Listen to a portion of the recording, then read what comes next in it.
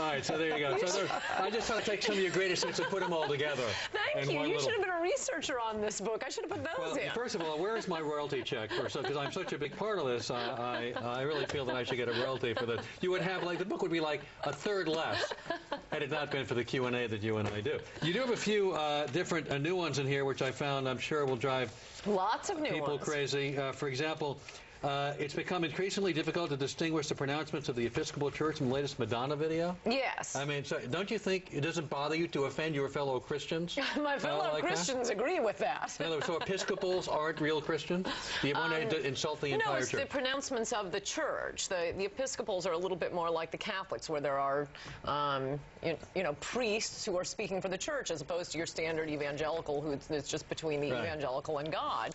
And yes, the official church is making enough insane Madonna-like statements. There's now this huge rift that you see written about every day on the, well, not every day, but often on the front page of the New York Times, because the Christians within the Episcopal Church are a little freaked out by the pronouncements of those on high. When we come back, I want to talk about this unholy alliance, these groups that are out there ready to attack you and Rush Limbaugh, myself, and Bill O'Reilly, and everybody else, and how it's basically the Clinton machine behind a lot of this and the Soros money. So right, and they're the ones who really deserve the royalty check. Okay, we'll take a break.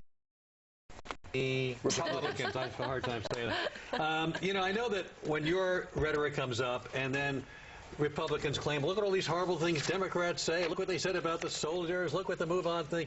Did you say, this is, I just want to know if this is accurate. I said it's in the book. Well, I don't know. Did you say soldiers are just cowards with their backs against the wall, the lowest IQ men in our society, those incapable of normal careers enlist?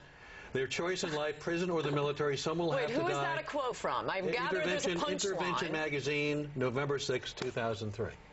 Wait, there's no punchline that some other Republican said that? No, of course I didn't say that. They quote you as saying soldiers are just cowards with their back against the wall. No. Did you say that? Of course not. That's a misquote. Yeah, hi, I'm Ann Coulter. I get misquoted. That isn't even close to anything I've ever said. Said that. No, liberals make up quotes widely. If you want to hear the really outrageous stuff, it's in my book. Liberal magazine. You also said in this book, here's another one I'm sure they'll go Wait, let me see this. Intervention Magazine? Yeah, here it is. What November date? 6/03. I think, I can't know. Okay.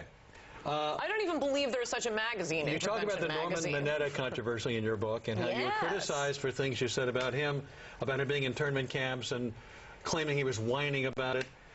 In the ensuing outrage, you say liberals denounced her faster than Arabs did. Then you're quoted as saying, maybe I'm winning the camel jockeys over. Yes. So you have no problem referring to... That's actually in the book. Yes, that's not a made-up quote. That's why I'm talking to you about it. So you have no problem referring to Arabs as camel jockeys. Oh, yeah, no. They killed 3,000 Americans. I'll be very careful with my language. All Arabs killed 3,000 Americans? The point is, they were a little slower to attack me for that than the Jews were. All right, but when you refer to an entire ethnicity as camel jockeys, it sounds bigoted. Yes, and it's so mean after they killed 3,000 Americans. But they were not all Arabs. We have sure moved away from the day when we called them krauts and nips. You're very proud of yourself, aren't you? No, I'm making a point. We're at war, and what liberals are concerned about is what language we're using. Well, you know what, to describe you make your living on language. Language is very important.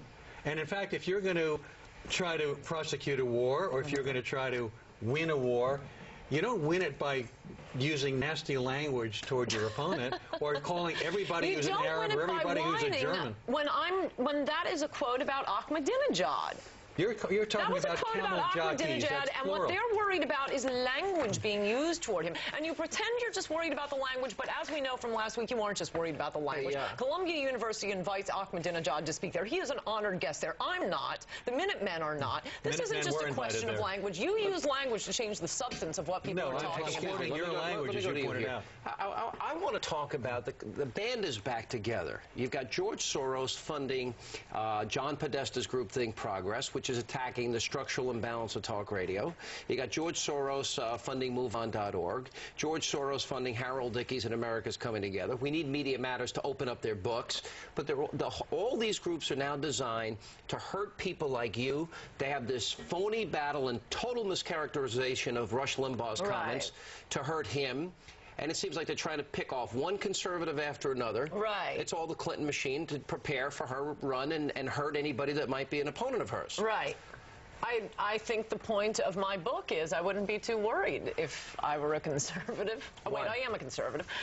Because, I mean, that is the curious thing about the first chapter of my book. You go through these 10 years of defamation campaigns against me, taking something I've said or making up something entirely that I never did say, twisting it, changing it, becoming hysterical, leading the news with it. And in every one of the battles, you don't even know. Isn't the goal, Wait, but not only am I still here, but everyone I went up against has a reputation that has not gone up since that fight. There are a lot of smart conservatives. Newt Gingrich is one. He's going to join us later tonight. Americans are smart. Russia's another. A lot of people say an 80% chance Hillary wins, and that this strategy of trying to marginalize and pick off conservatives and put them on defense and take them off their game is going to work. Well, I think conservatives ought to be stronger than that. I weigh 99 pounds, and somehow I managed to survive, the liberal onslaught. I mean, that's why they skip over the defamation campaign. I weigh twice as much as you. That's the news of the day. No, but no, and that's why they're going to the fairness doctrine. They need to do it legally. Their defamation campaigns do not work. And if you look at the various disputes I've had going, no, I know it's not. That's what I'm saying. Going back to Katie Couric and Joe McCarthy and the Jersey Girls and Max Cleland and Norman Mineta. Rush Limbaugh unpatriotic today. Okay, what have they called me? You can read it in here what they've called me. But you call all Democrats traitors, so that's okay, The book is fabulous. Well, but all Democrats are traitors. Well, they are. At least when I call you names, it's true. Oh, you're different, I say. No, I speak the truth. You love the controversy. I didn't say I didn't, because I keep winning. According to by your own admission. According to the fact that I'm sitting here in Norman Mineta.